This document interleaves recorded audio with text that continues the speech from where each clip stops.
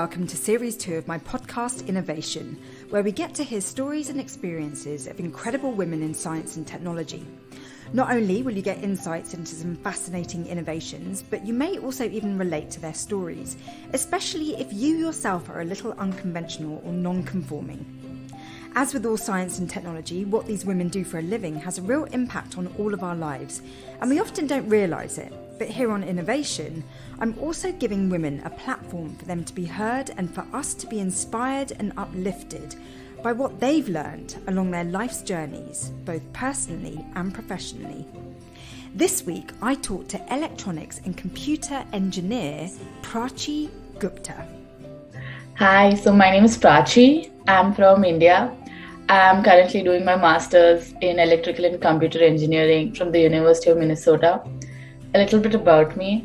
I'm the first girl child engineer in my family, and I'm breaking the barriers. And it's always been my dream to do engineering. And I specialize in chip design. I'm doing back-end VLSI. So yeah, I'm a design automation engineer at Intel currently doing my internship. Okay, wow. So why has it always been a dream? Like what were you dreaming about? I think it's more of a challenge, because when I was in school, a lot of people had told me that, you don't have it in you to do engineering. Throughout my life, I have heard so many people say that you don't have it in you to do engineering. I have heard, it's just the culture that I come from that, girls can't do engineering. Girls are just meant to, have a family or, they're eventually going to get married. But that's not me. Science and maths never came very easy to me. You can keep it like that. So I took it as a challenge, and then I fell in love with my subjects. And it was just my passion. What kind of age were you when you realized that maths and science are actually really beautiful? To be honest, I hated science till I was 9th standard, but from 10th, I started liking physics. I always loved math. I used to go for my math tuitions, and my teacher always used to tell me that, you have a very good intuition. You should pursue something with math. And in 11th and 12th, when people used to cry about calculus and integration, I used to enjoy it. So that was me. And with science, I didn't like all the subjects in science, to be honest. Till date, I hate chemistry. I absolutely hate it. But that's just me. But I just loved electrical engineering, and that's why I wanted to go ahead with that, logic gates. All of this really interests me.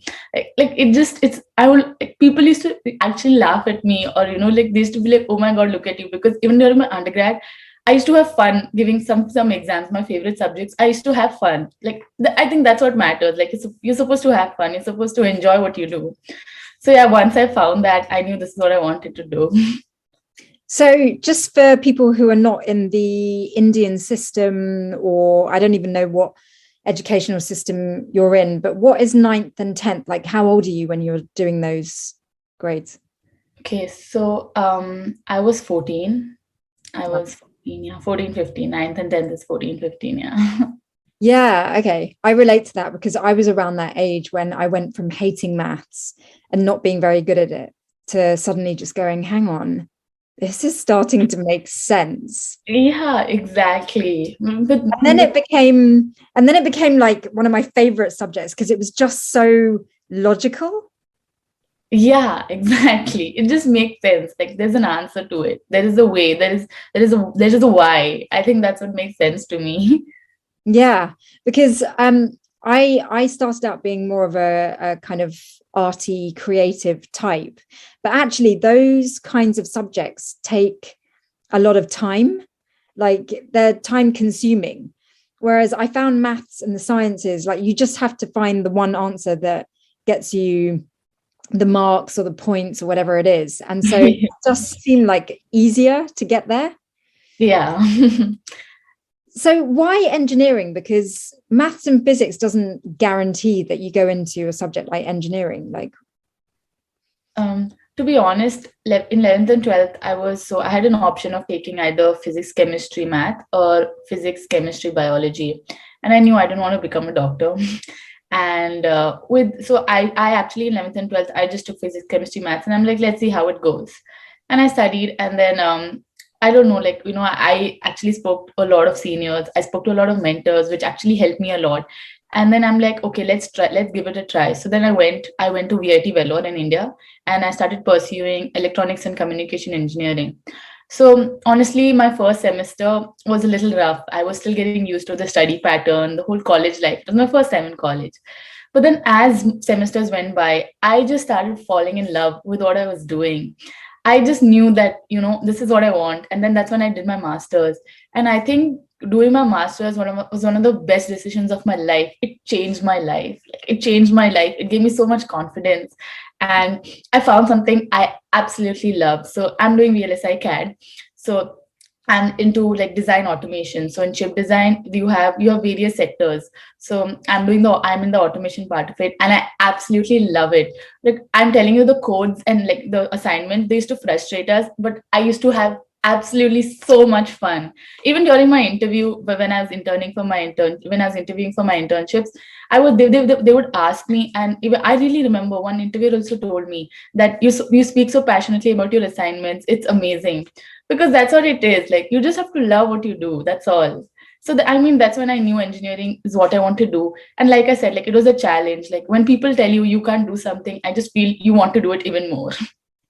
And I wanted to break the barrier. I am the first girl, like I said, first girl child engineer, but I don't want to be the last. That's my aim. So what is it that you love? Like, if for someone who has no idea what you're doing, like, what is it that is so fun? So when it comes to code, when you get the end result, to be honest, that's the best feeling ever, because it's like you put in so much effort. And if someone asks me why I love engineering, to be honest, all I can say is it challenges me. It really challenges me. Every day I'm finding I'm learning something new about myself through engineering. That's what I would say, because I didn't know I had the capability of doing this, and every day I'm surprising myself. So I think that's what's exciting about it.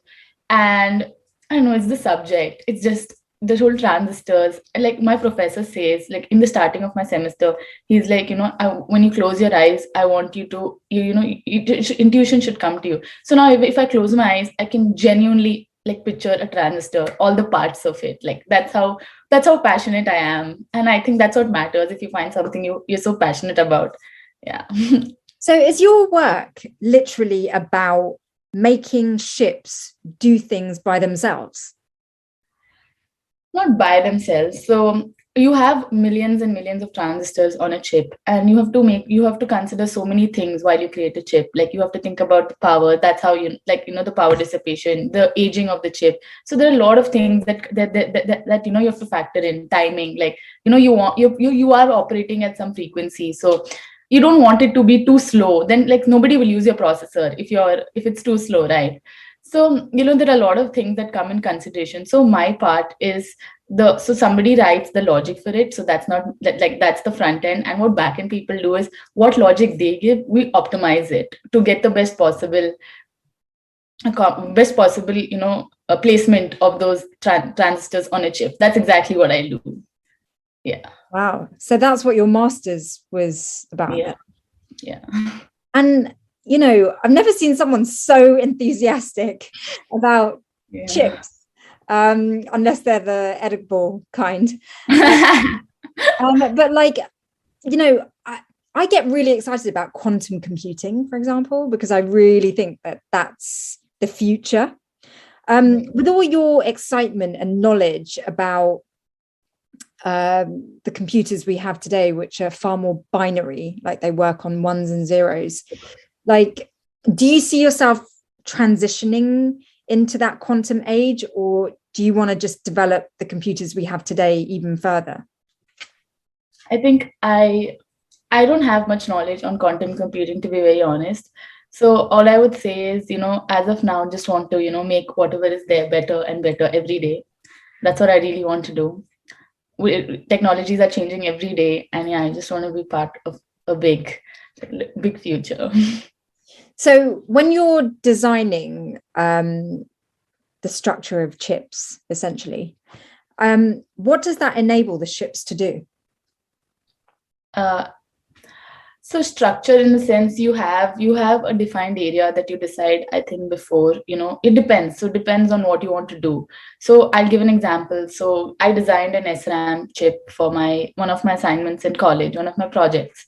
So with memory, you have an area that you want to achieve. So according to that area, you decide, okay, how close you want your transistors to be, how close you want your gates to be, how close you want your wires, like you obviously all these transistors are gates are connected to each other, so how do you want to connect it to each other? So all of that you decide. So I had actually done layout, so that's the one that goes to the foundry for chip making. So before that you have to, there's so many rules.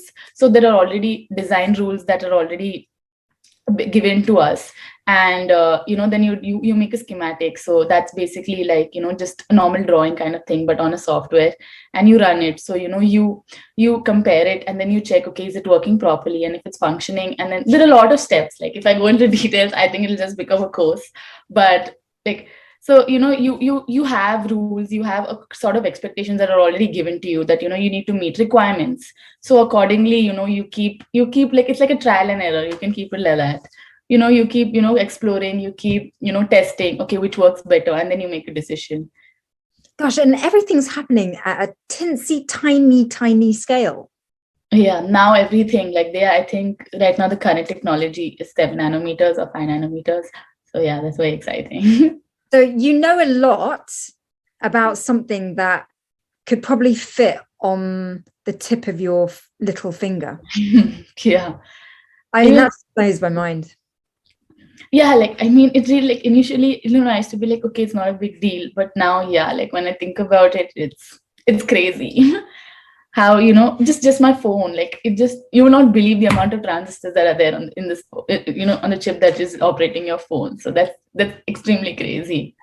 Yeah, I mean, I can't wrap my head around the fact that by writing lines and lines of ones and zero combinations, and then that goes along metal wires, and it kind of opens and shuts gates, that you can basically get your phone to do the most incredible things. Yeah, it's mind-boggling. And so, I mean, it must take a lot of people to make a phone work in the way that it works. Where do you fit into that massive group of engineers and scientists? So as of now, I'm like a very small part of it. Like, so when you get, when you have your, like, even in my team that I work for, so, there are various people doing various things. So, even the whole backend has so many opportunities. There's someone who's making sure of placement. There's someone who's planning the, floor plan is basically your chip. So they're basically planning, okay, the area where what comes. Then there's someone who's synthesizing the data that, the code that comes from your front end engineers. And then there's someone who's, checking timing. And then, there are so many other things. You have to check power, you have to check congestion. There's so many things that go into this. So yeah, I'm just trying to, I'm trying to learn still. So it's just been my third week at my internship. So yeah, like I don't like, I mean, yeah, you can say like I'm just learning bits and bits of everything right now. Yeah. And internships are so useful for that, because you can really find out where you fit. Exactly. Yeah. So first of all, like, are there lots of women doing what you're doing? You said you're the first girl to be doing this, but like in my family. And so at work, are there other women, or are you in There are so many, and it makes me so happy. My manager is a woman, and it makes me extremely happy. When I see women in tech, women in science, it makes me, it's not only women in tech, I'm just like women who are doing what they love. And that really, that's just what I like. I love. I just extremely love it. That's so amazing. Wow. So times are changing from when I was a graduate, because there were so few females. So you're based in India, right? No, I'm currently in the US. I'm in Minneapolis, Minnesota. Ah, okay. So I moved last year. Okay. So with COVID, like, were you going into school or? Yeah. So last year the college was back on campus. So yeah, I was fortunate enough to attend my classes in person. And like that, I would still say, this industry in general, tech is still, it's not, it's a man dominated industry. And but things are changing. There are. So I used to work for a startup where the CEO is a woman, and that used to make me so happy. Like, women are changing, it is going to change, the world is going to change, and I just want to be a part of it. That's what I really want to do with my page. Like it says, I want to inspire women engineers like me, because I genuinely feel, there are a lot of things that, we feel like we actually, there are so many times where, I have actually felt, maybe I'm not good enough, maybe I'm not smart enough. And I think we have to really overcome that, because I feel once you set your mind on it, I think nothing can stop you. Yeah, I mean, the female engineers that I've talked to that maybe started their education in India, it sounds like it can be really competitive. Oh, and what that usually means is you have to get the top grades to be able to continue your education in STEM. And that doesn't really include a lot of people, because to really get the top grades, like, a lot of people get left out. Do you experience that, or have things changed? So I'll be very honest with you. I genuinely feel grades don't matter. It's how much you know, it's your knowledge. I till my end of undergrad, I used to run behind grades. I'll be very honest with you. And I feel, in that process, my learning got hampered. So, with grad school, I'd set my mind that, I'm only going to, study. I want to gain knowledge. I want to, improve. I want to grow. And I stopped running behind grades. I wasn't top of my class. I wasn't. But yeah, I'm doing well. I just feel what you're doing matters. Like, if you're learning, if you're growing, then grades, I just think it just doesn't really matter. Even our professors used to say, all we want you to is learn. You're gonna fail along the way. Like, I'll give you an example. So I'm doing VLSI CAD. For my first semester, for my VLSI CAD subject, I did very horrible in my midterm, like extremely horrible. I was not, I was I was in the bottom of my class. And I didn't give up, because that's when we were sitting for internships. I knew I love VLSI CAD. I knew this is what I want to do.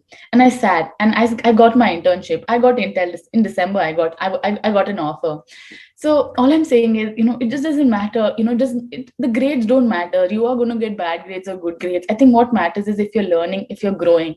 And I think that's the passion everybody should have. Even the day I got my internship, when I told my professor, the one who used to taught me VLSI CAD, he said, I'm so glad you didn't give up. I always knew you had it in you. Like, I'm so proud of you. Those were my professor's words.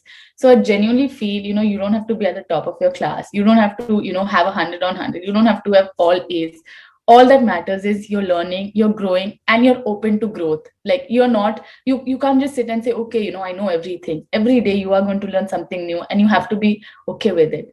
This day I accepted that, okay, I'm not the best. I'm not at the top of my class. I'm still learning. And, even with my classmates, there were so many people who are much smarter than me. But it's up to you. Do you want to, sit and compete with them, or, do you want to learn from them? So yeah, I chose to learn from them. And yeah, I'm much better. What a healthy attitude. I mean, school can sometimes make you get really competitive. And, sometimes students are so overloaded with work that all they can think about is getting the great grades and being top of the class. And it can really distract people from developing enthusiasm. And like, when I talk to you, all I hear is enthusiasm, and it's so engaging and so kind of like infectious. Like, I kind of want to learn all about computers and how they work and electronics because you just seem so passionate about it. And I think that's worth more than being top, second, or even third in a class. Like, so I know that you're probably really young and you may have not even thought about this, but like, given that you do work with quite a number of women, like, how do you see a job in STEM as being compatible with all those traditional cultural expectations of like getting married, having children, all of that? Like, can they coexist? I think they can coexist, but for me, I want to set my career first before, you go into marriage. So I strongly believe, you need to be very independent. You shouldn't be financially dependent on anybody whatsoever. Financial independence is so important. And I have seen stories, I have seen people in India where women have suffered because, they didn't get enough education and, things ended badly. And I'm like, so I just feel it is so important. And I'm very sure if you fall in love, everything can, you can make it work. And but yeah, like I just feel if you first career, you need to set, what you love, you need to explore. Like there is a age, there is a time where, you everybody, like I don't feel, I believe nobody should be alone. I honestly want everybody to, be with someone in their life. But yeah, like I feel, if you're financially independent, then, why not? It's very empowering to be Yeah. in that position. And I mean, it depends on how you choose your partner as well. They really need to respect what you do. And, if there's someone who, wouldn't let you work, that's not acceptable to me. Yeah, That's so not acceptable. I'm so glad you say that, because I think past generations have felt that it's a woman's role to be looked after by a man. Yeah, And that's so bad. it's terrible because, okay, great, like a guy's looking after you, meaning that, there's no pressure on you to work. But it's the worst thing when you're looking to another human being for your survival. Yeah, I mean, that's actually, like, I totally agree with you. Like, it makes me very angry. I have seen it with my eyes. I have seen so many stories where, people have, the women are, you're not allowed to work, you're not allowed to do this. It makes me so angry. Like, my anger is beyond bounds when, they say, girls can't do engineering, girls shouldn't work, girls should, just take care of family. Like, that's bullshit. That's extreme bullshit. I did hear someone once say that like the cure to cancer could be in the mind of a little girl somewhere, and if we deny her of the education and the ability to develop those STEM skills, like we'll all be denied of this potential cure to cancer. And it just got me thinking that it's so important for everyone to get an education. And, seeing your extreme enthusiasm and excitement for what you do is such a kind of advertisement for going into STEM. Do you have any advice for anyone considering a career in STEM? Because I would have thought a lot of young girls or anyone who's in a minority would feel really intimidated that going into STEM requires you to be brilliant and like highly academic. I mean, what advice would you have? So I'll tell one thing. You don't have to be smart. You don't have to be top ace. If you think you can do it, if you dream it, you can definitely do it. And you will fail. Like I said, you will fail, but that's part of the process. You fail, you get up, you try again. That's what I do. My codes don't work first time, they don't work. My projects don't work first time. It frustrates me so much, but that's all part of the process. Everything. You will fail a million times. You will come across so many people that will tell you so many things about, science or your career, or you will have teachers who will tell you that you don't have it in you.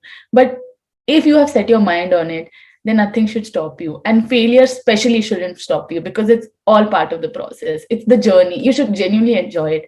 Now, when I look back at my journey, I know I deserve it. I know what I have gone through. And that's the best feeling ever. So Yeah. like, and it'll get hard. I'm not going to deny it. It gets hard. It gets so hard. But yeah, what matters is you don't stop, because there is light at the end of the tunnel. That is true. There is genuinely light at the end of the tunnel. And when you reach there, the entire tunnel will seem beautiful. Okay, so final question for you then. When you talk about dreaming of what we want to do in engineering, or what we can do and what's possible in STEM, like, how do you find out about it? Because a lot of engineering, for example, like it just seems like big, heavy machinery that where you get filthy, where can we learn about what engineering really is about? So to be honest, I got to know more in details, about the various sectors of engineering by talking to people. It really helps. So I keep stressing this, people don't know the power of networking. I genuinely still feel the amount of people that I have come across, the amount of people I have met. I know people in various fields. So I know, what each field entitles. So I think that really helps. Talking to people helps. Talking to, professionals help. Talking to, people at senior positions really help. So yeah, I think that's how you get to know about like the entire sector of engineering, because engineering is not just computer science. Engineering is not just electrical engineering. There is so much more to engineering. Yeah, I had my roommate was biotech. So like, I know about that. I had a roommate who was, doing IT, and my best friend does biotech. So like, I mean, it just, yeah, there's just so many people in so many sectors of engineering. So you just know it. Like you talk to people. That's what I'm saying. You talk to as many people as you can. You talk to each person from every stream of engineering, and then you will know what it is. It's not just mechanical engineering. It's not just, like you said, getting your hands dirty. It's a lot more. So when I went to like that's what VIT Vellore, like, it's so diverse. Like there's so many people from so many places, so many people doing so many fields of engineering. So you talk to people and then. And I must say, hearing from you is also really important, because people need to talk more about their work and just, do what you're doing, which is have a more public profile. Because even if you're not creating like shows or, just to know that you exist can be inspiring for at least one person. And I think engineers should communicate more so that we can start changing the perception of what engineering is. It has been so amazing to hear some of your story, and I think most importantly to see your absolute passion for what you're doing. Thank you so much for giving us an insight, and good luck with everything that you've got going on. I have a feeling that your career is going to be just very successful and fruitful. So thank you. Thank you. Thank you for having me on your page. Like, it was amazing. Thank you. Thanks for listening, and please do subscribe to this podcast and maybe even rate and review it if you can. The more ratings and reviews, then the more interest from those trusty algorithms, which could help to increase the reach of this show. And you can watch the video recording of this conversation on YouTube on my new series called Esteemed. It's all about self-discovery, self-evolution, and inclusivity on innovation. Let's all strive to be in the best versions of ourselves and celebrate others being themselves too. As always, be kind and loving, and I wish you all a great week.